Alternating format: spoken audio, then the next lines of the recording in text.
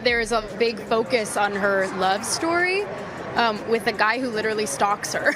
Yeah. Weird. So yeah, my agent would have punched me in the face. And Disney decided to hire the most insufferable girl boss narcissist that exists on Earth, who hates Snow White.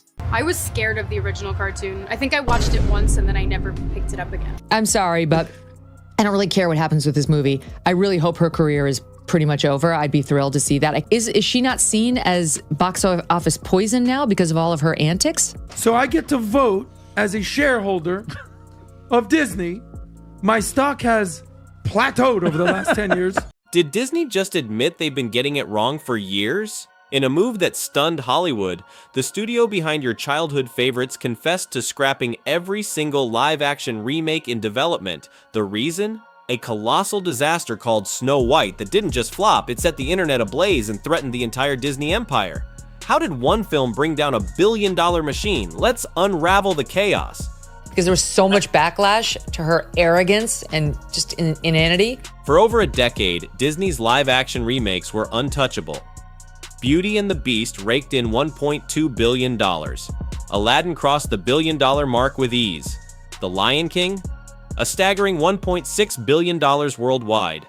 These weren't just movies, they were cultural events, packing theaters with fans eager for a nostalgic hit, even if critics called them polished rehashes. Disney had cracked the code.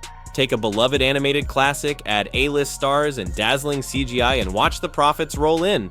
But that golden streak was about to hit a wall.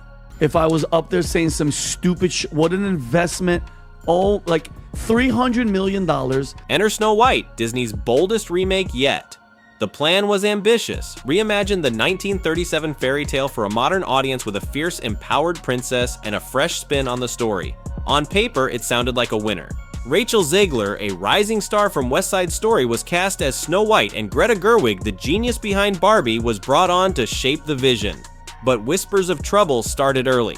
The team wanted to ditch the damsel in distress vibe, focusing on Snow White's strength and independence. Sounds good, right? Except the execution would spark a fire they couldn't put out. And what happened next would shock everyone.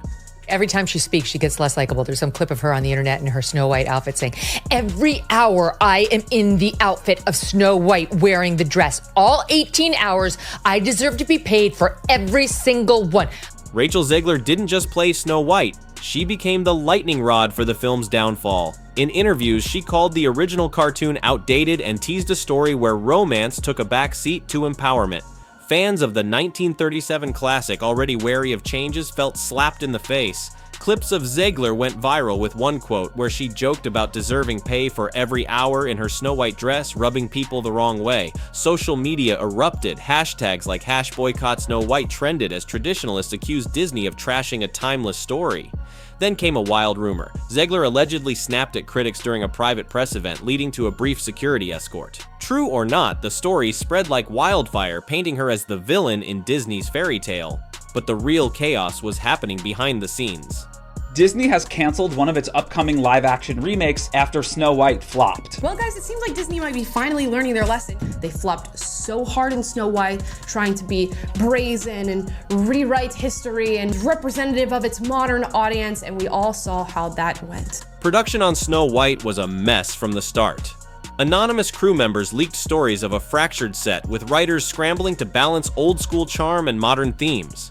One day they'd shoot whimsical dwarf scenes. The next, heavy-handed monologues about societal expectations. Reshoots piled up and the budget ballooned. A technician reportedly groaned, "We're stitching together two different movies and it's showing." Directors clashed with executives, and Gerwig's original vision, a nuanced, whimsical take, was buried under studio demands for crowd-pleasing spectacle. The cracks were growing, but nobody saw the avalanche coming. So $500 million. Correct. $500 million? Approximately $500 million in total. Then came the test screenings, and oh boy, did they light a fuse. Leaked footage hit the internet showing rough cuts with shaky green screen backdrops, half-finished dwarf effects, and dialogue that sounded like it was ripped from a TikTok rant. Fans tore it apart. One scene, bouncing between slapstick comedy and a lecture on empowerment, left viewers baffled. Another clip had Snow White delivering lines so stiff people called it propaganda, not a fairy tale. The leaks kept coming, each one worse than the last, until Disney's PR team was drowning in damage control. But the fans weren't done yet. if she never opened her mouth and she didn't do all this nonsense, people would have gone and watched the movie. Disney executives hit panic mode. Emergency meetings filled the Burbank lot as top brass faced a grim reality. Snow White wasn't just a bad movie, it was a brand killer. Financial analysts crunched the numbers, warning that the film might not break even, especially with marketing costs soaring to salvage its image. One manager compared it to the infamous Cats flop, a meme-worthy disaster that could haunt Disney for years. Another pointed to the bigger picture. If fans lost trust, merchandise sales, theme park visits, and Disney Plus subscriptions could tank. Bob Iger, known for his ruthless pragmatism, made the call. In a leaked memo, he admitted the studio was halting all live-action remakes, citing brand stewardship. The news dropped like a bomb, and the fallout was immediate. And generally attacking men and suggesting that Snow White was the story and all this. The ripple effects hit every corner of Disney's empire. Shelved projects like a quirky Hercules and a mythic Sword in the Stone were locked in the vault, leaving artists and designers gutted. Warehouses of Snow White dolls faced an uncertain fate, and theme park plans for new character experiences were paused. But Disney didn't just retreat, they pivoted.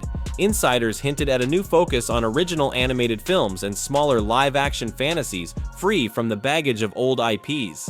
Focus groups are already testing fresh stories aiming to recapture the spark of The Little Mermaid's 90s glory days. But could one person's missteps haunt the studio's future? I'm a narcissist. The original cartoon came out in 1937, and very evidently so. Okay. Rachel Zegler's role in this saga is a Hollywood cautionary tale. Once hailed as a breakout star, she's now dodging labels like box office poison. Her fiery defense of Snow White's modern take was meant to rally support, but instead alienated fans who cherished the original's gentle magic. Every interview clip, stripped of context, fueled parody videos and tabloid headlines. Some speculate she'll step back from the spotlight, while others think she'll bounce back with quieter roles. Either way, her PR team is likely sweating, knowing her next move could make or break her career. But Disney's admission wasn't just about one star, it sent shockwaves across the industry. Hollywood took notice, and fast. Rival studios, knee-deep in their own reboot slates, started auditing scripts, terrified of sparking their own internet uprising. Universal and Warner Brothers quietly pushed original projects into production, hoping to fill the gap Disney left behind. The message was clear: audiences aren't just passive viewers anymore. They'll rally, tweet, and boycott if you mess with their childhood. Disney's retreat proved that even the mightiest brands can't ignore the power of fan sentiment, and that power might just reshape how stories are told. So, what does Disney's admission mean for the future? Snow White's failure wasn't just a bad movie, it was a wake-up call that forced a billion-dollar empire to confess its limits. The studio's now betting on fresh stories, untethered from dusty classics to win back trust. But the scars remain: shelved films, a bruised star, and a fan base split between victory and loss. It's a saga that'll be studied for years. As Disney steps into uncharted territory, one question lingers: can they rediscover their magic, or will this disaster define them? Let us know what you think in the comments, and stick around for more stories that shake up Hollywood.